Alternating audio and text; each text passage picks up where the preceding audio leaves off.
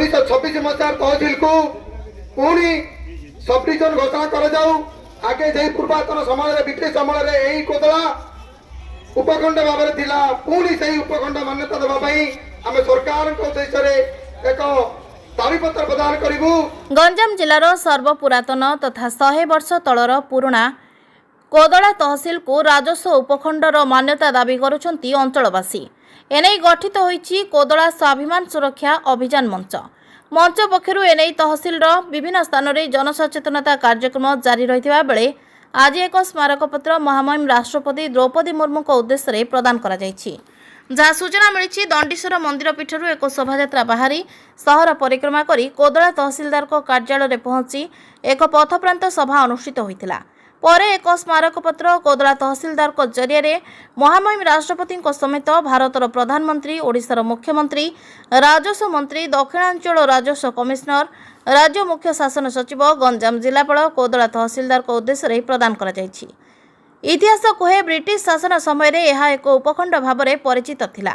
बहु पुरातन तहसिल कोदला एवं लांछित और अवहेलित हो रही जाइछि। एणु कोदला को एवं उपखंड तथा सब डिविजन मान्यता दाबी करुछंती स्थानीय अंचलवासी। दलमत निर्विशेष विभिन्न वर्गर लोकंकु नै गठित होइतिबा कोदला स्वाभिमान सुरक्षा अभियान मंच पक्षरु दाबी करा जाउछि। कोदला को सब डिविजन मान्यता प्रदान करा जिबा पर्यंत एही अभियान मंच पक्षरु जारी रहिबो बोली कुहा जाइछि। आवाहक तथा दक्षिण ओडिशा साहित्य सम्मेलन महासचिव दंडपाणी महापात्र कोदला वरिष्ठ नागरिक संघर सभापति सूर्यनारायण दोरा पूर्वतन काउंसिलर संतोष नायक श्री गणेश युवक संघ सभापति संतोष कुमार प्रधान कालीप्रसाद रथ चंदन स्वाई युवनेता प्रमोद कुमार पंडा सांबादिक सुशांत कुमार पट्टनायक सूर्यनारायण बड़ू कृष्णचंद्र पलई कालीमेघी सरपंच अर्चना त्रिपाठी समिति सभ्या नयनी गौड़ आशिका समवाय निर्देशक ऋषिकेश मेहणा आईनजीवी मीराबाई देव कोदला एनएससी उपाध्यक्षा रंजिता सेठी पूर्वतन बणिक संघ सभापति अभय साहू समेत बहु बुद्धिजीवी उपस्थित रही लोकों दाबी उपस्थापना करथिले। कोदलारू कृष्णचंद्र पलाई रिपोर्ट जेएमजे न्यूज। नमस्कार, मु अर्चना त्रिपाठी कालीमेघी पंचायत सरपंच। निश्चित भाव में यही तहसिल हूँ 1926 मसीहा तहसिल आज 2026 मसीह आम पहुँचीचे 100 वर्षर। तो यही तहसिल सर्वबृहत तहसिल थिला एठू भाग भाग होइकी भाग भाग कर देइचंती। आमे सरकार पाखरे दाबी करूछु आमर एरिया को पुणी थरे आमर उपखंड मान्यता दिया जाऊ कोदला को एवं आम अंचलर समस्त लोक यह द्वारा निश्चित भाव में आर फायदा उठे पारिबे। देखंतु आमर कोदला तहसिल सर्वपुरातन तहसिल थिला जहाँ मदर ऑफ द तहसिल कह जाउतिला। एठू 6 खंड तहसिल एठू विभाजन होइकी जाइछि।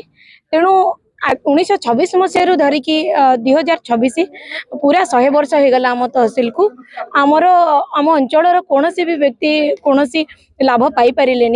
तेणु यार सब डिविजन मान्यता पाई आमे पुणी थे स्मारक पत्र नहीं मुख्यमंत्री उद्देश्य मान्यवर तहसिलदार जरिए आज ये उपस्थित होइचु जहाँकि मान्यवर मुख्यमंत्री पाखे पहुँची पार जहाद्वारा आमर तहसिल मान्यता पाई पार जहाद्वारा आमर ये उपखंड मान्यता पाई पारे सबू सर्ववर्गर जनसाधारण ये उपकृत हो पारे। ये जो जागरण को मत स्वागत करुचे जेहेतु 100 वर्ष 1926 मसीह जो तहसिल अंडर रे बुगुड़ा पुरस्तमपुर पोलसरा पुरस्तमपुर खलिकोट सब तहसिल थिला।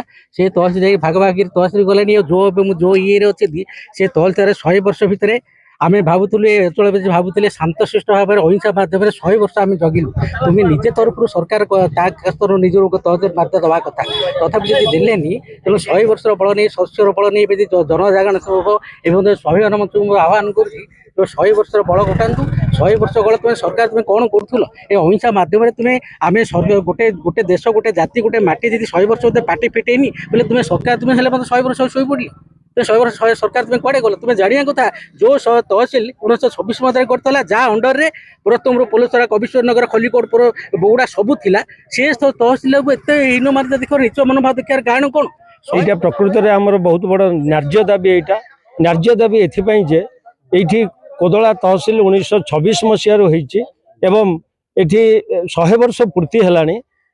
आउ यही तहसिल विभाजन होकर 1977 बुगुड़ा 1978 खलिकोट 1983 मसीह पुरुषोत्तमपुर एवं 2009 पोलोसरा एवं कविसूर्यनगर एभली 5टी तहसिल विभाजन होगी जाइए एवं कोदला ठीक से भाव में अच्छी। तेणु आमे चाहूँ या गोटे उपखंडर मान्यता प्रदान कले ये अंचल जेते सब आमर तहसिल विभाजन होगी जाइए समस्ते ये रही पारे एवं दूरता दृष्टि हो कि जेकोसी दृष्टि हो आमर कोदला बहुत आगरे अच्छी आ ये सर्वबृहत तहसिल ओडिशार दिने थिला एवं उपखंड जदि हम ताहले आम बहुत भल हम।